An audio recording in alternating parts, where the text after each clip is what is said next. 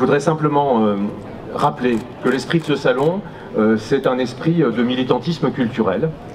D'abord un militantisme culturel pour le livre, et le livre à la disposition de tous, puisque c'est un salon gratuit, et que bien sûr nous faisons tout avec nos partenaires pour que cette gratuité se perpétue.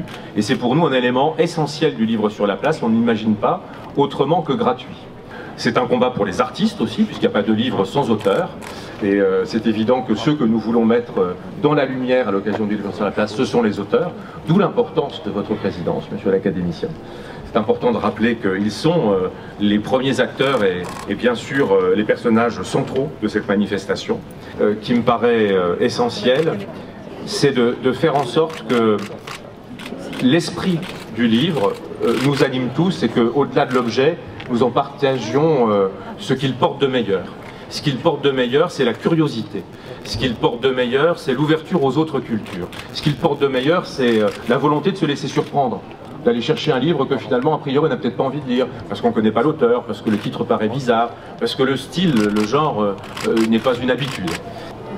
Mesdames, Messieurs, voici le livre sur la place, la plus grande et la plus belle librairie de France, avec de vrais libraires à l'intérieur, des libraires qui travaillent d'arrache-pied, malgré une situation économique difficile, une concurrence de plus en plus démesurée, des libraires qui n'ont compté ni leur temps, ni leur énergie, ni même épargné leur famille, pour vous offrir toutes leurs belles découvertes de cette rentrée. Voici une ville qui célèbre le livre comme nulle part ailleurs et nous redonne espoir. Mesdames et messieurs, voici la rentrée sur cette place où les arbres hésitent entre l'été et l'automne. Voici les premières pages, les premiers bruissements, les premiers chuchotements et les premiers lecteurs. Voici notre récompense, ce pourquoi nous nous sommes battus.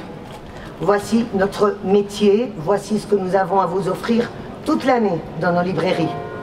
Ladies and gentlemen, voici un lieu magique, un lieu qui parle de vous, de nous.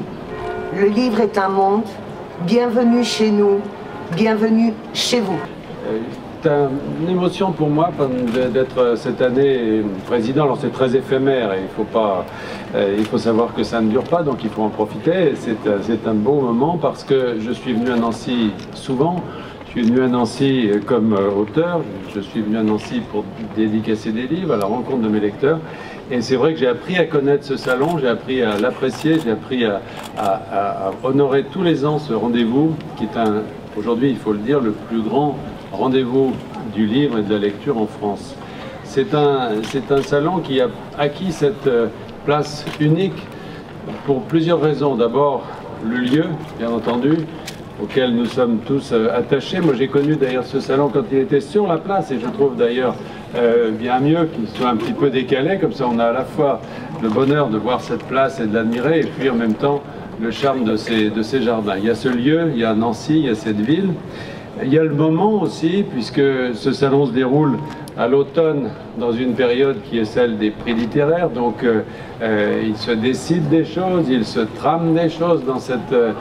ça n'est pas un salon qui est déconnecté de l'actualité, bien au contraire, et peu de temps après ce salon sont décernés les grands prix, et je crois pouvoir dire que pour la plupart, ils ont souvent été influencés par des rencontres ou par des choses entendues ici durant ce salon. Et que donc, je crois que selon la tradition, je déclare ouverte la 39e session du livre sur la place à Nancy.